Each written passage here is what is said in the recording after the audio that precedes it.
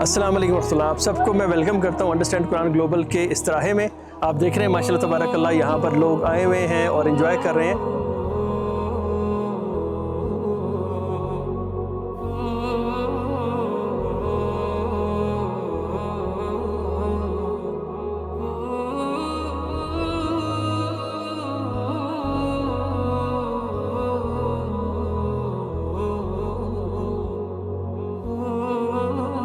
इससे पहले हमारा क्रिकेट हुआ है, टग ऑफ वॉर हुआ है, उसके अलावा यहाँ पे in out ring race, relay race, बहुत सारी एक्टिविटीज़ हमने की हैं। और इसका बेसिक मकसद ये है कि जो वॉलंटियर पूरा साल मेहनत करते हैं, इस वक्त तकरीबन 50 से ज़्यादा ममालिक के अंदर ये प्रोग्राम देखा जा रहा है, लोग अटेंड कर रहे हैं। तो उन सबको हम इकट्ठा करते हैं एज अ फैमिली और मकसद ये है कि यहाँ पर वो आएँ और मिलजुल के इंजॉय करें और अपनी बॉन्डिंग टाइट करें ताकि फिर पूरा साल वो वॉलंटियर वर्क कर सकें।